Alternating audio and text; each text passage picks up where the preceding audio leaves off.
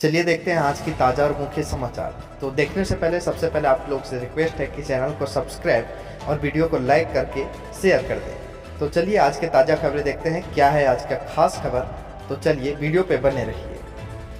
24 दिन गुरुवार, हिंदी तिथि त्रयोदशी। और आइए बात करते हैं आज के मुख्य समाचार। देखिए, एक तो आज के दिन अमेरिका का स्वतंत्रता दिवस है। जैसे हमारे भारत में होता ना 15 अगस्त, वैसे ही अमेरिका में आज ही स्टेच्यू ऑफ लिबर्टी को भी प्रस्तुत किया गया था। और वहीं दोस्तों, युवाओं के प्रेरणा स्रोत स्वामी विवेकानंद जी की पुण्यतिथि भी है आज। उठो जागो और तब तक रुको नहीं जब तक कि तुम अपना लक्ष्य प्राप्त नहीं कर लेते। ऐसे महान विचारों वाली हस्ती थे स्वामी विवेकानंद। चलिए दोस्तों आगे बढ़ते हैं। खबर सरकार का बड़ा फैसला। सरकार ने सुरक्षा, आर्थिक, राजनीतिक मामलों पर कैबिनेट कमेटियां बनाई हैं। 5 सहयोगी दलों के मंत्री भी इसमें शामिल हुए। 2014 के बाद से सबसे ज्यादा प्रतिनिधित्व देखने को मिल रहा है इस बार। और वहीं देखिए दोस्तों, संसद में राहुल गांधी के द्वारा हिंदुओं से जुड़े बयान दिए जाने पर अब राहुल गांधी के घर के बाहर पुलिस ने सुरक्षा भी बढ़ा दी है, क्योंकि कुछ हिंदुवादी संगठनों के हंगामा करने की आशंका है। संसद में राहुल के बयान से वो नाराज है। पॉलिटिकल एक्सपर्ट का भी ये कहना है कि संसद में आक्रामकता ठीक है, लेकिन राहुल गांधी को अपनी बेहद परिपक्व विपक्षी नेता की भूमिका और जिम्मेदारी निभानी होगी। वही देखिए, राज्यसभा में प्रधानमंत्री नरेंद्र मोदी ने भी स्पीच दिया, जिसमें विपक्ष ने वॉकआउट किया। पीएम बोले कि पेपर लीक के दोषियों को छोड़ेंगे नहीं। और मणिपुर राज्य की स्थितियों पर भी उन्होंने कहा कि अब स्थितियां सामान्य हो रही है। पीएम ने राज्यसभा में नीट एग्जाम मामले का जिक्र किया, जो हाल ही में काफी मुद्दा रहा। उन्होंने कहा कि मैंने जांच एजेंसियों को खुली छूट दे रखी है, दोषियों को बख्शा नहीं जाएगा। राज्यसभा में बोले पीएम, नौजवानों के भविष्य के साथ खिलवाड़ करने वालों को सख्त से सख्त सजा दी जाएगी। वैसे नीट एग्जाम पर भी एक अपडेट आ रहा दोस्तों। सीबीआई ने झारखंड के हजारीबाग से एक और शख्स को गिरफ्तार किया और बताया जा रहा कि नीट यूजी मामले का यही मास्टरमाइंड है।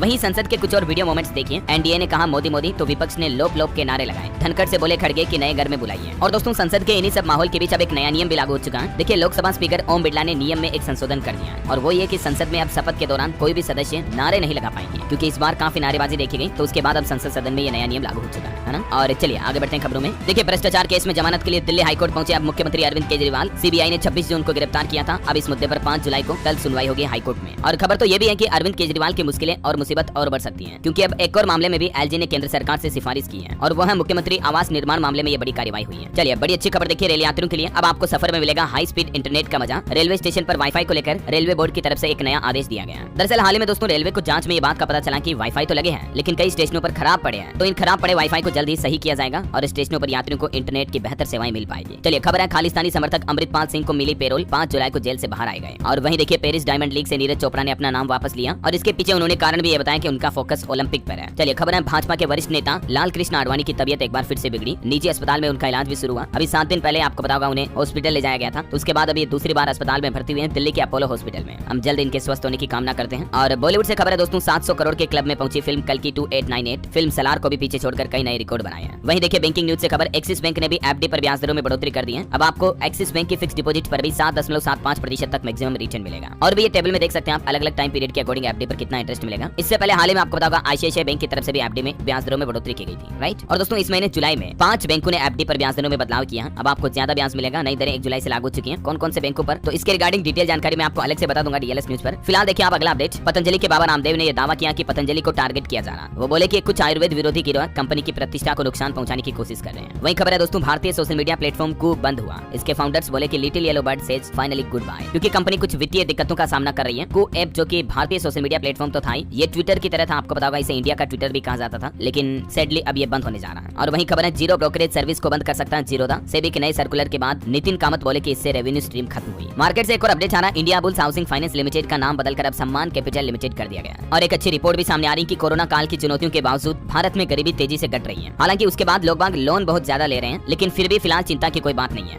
NCAER की लेटेस्ट रिपोर्ट में भारत की इकोनॉमी और पुअरिटी को लेकर ये डेटा जारी किए गए। चलिए अगला अपडेट देखिए दोस्तों, पीएम मोदी आज अपने आवास पर T20 वर्ल्ड कप की विजेता टीम से मुलाकात करेंगे। सुबह 6 बजे विशेष विमान दिल्ली पहुंचेगा, और आज 4 जुलाई को सभी भारतीय क्रिकेट टीम के खिलाड़ी प्रधानमंत्री से उन्हीं के आवास पर मुलाकात करेंगे। सुबह 11 बजे ये मुलाकात होगी। और वहीं देखिए बड़ी खबर, जीका वायरस को लेकर अब केंद्र सरकार भी अलर्ट हुई, और स्वास्थ्य मंत्रालय ने देश के सभी राज्यों के लिए एक एडवाइजरी भी जारी की है। मैंने आपको कल एक रिपोर्ट बताई थी ना कि अभी महाराष्ट्र राज्य में जीका वायरस के कुछ मामले सामने आए हैं, कुछ गर्भवती महिलाओं वगैरह में भी। तो उसके बाद अब स्वास्थ्य मंत्रालय अलर्ट हो चुका है, और ये देख सकते हैं आप सरकार की तरफ से एडवाइजरी में क्या कहा गया है। सभी अस्पताल अपने परिसर को एडीज मच्छर मुक्त रखें, ताकि जीका वायरस, डेंगू वगैरह ना फैल सके। और जीका वायरस के मामले लक्षणहीन है, इसलिए ज्यादा सावधान रहने की जरूरत है। गर्भवती महिलाओं का खास बचाव करना होगा। और भी दोस्तों, जीका वायरस के क्या लक्षण और संक्रमण है, जिसकी डिटेल आप देख सकते हैं। चलिए अगली बड़ी अच्छी खबर देखिए, केंद्रीय मंत्री जी किशन रेड्डी ने निर्मन पोर्टल का शुभारंभ किया, और इस पोर्टल के माध्यम से यूपीएससी के योग्य उम्मीदवारों को 1 लाख रुपए तक की सहायता मिल पाएगी। ये NIRMAN निर्मन का इसका फुल फॉर्म है noble initiative for rewarding mains aspirants of national civil service examination. है ना। तो कुल मिलाकर जो यूपीएससी आईएएस वगैरह की तैयारी कर रहे हैं ऐसे पात्र स्टूडेंट को इस पोर्टल के माध्यम से 1-1 लाख रुपए की सहायता राशि देगी सरकार। चलिए अगला अपडेट देखिए दोस्तों, सभी कर सकेंगे अब एआई का इस्तेमाल। केंद्रीय मंत्री अश्विनी वैष्णव ने कहा कि अगले 2-3 महीनों में लॉन्च हो जाएगा भारत का खुद का एआई मिशन आर्टिफिशियल इंटेलिजेंस को बढ़ावा देने के लिए। ये अब सरकार जोरों शोरों से प्लान बनाए हैं। अभी ग्लोबल इंडिया एआई समिट 2024 का इवेंट भी नई दिल्ली में आयोजित हुआ है और इस मौके पर सरकार का कहना है कि भारत में एआई को बढ़ावा देने के लिए एक नया फ्रेमवर्क बनाया गया। इस मिशन के लिए 10,300 करोड़ का बजट भी आवंटित किया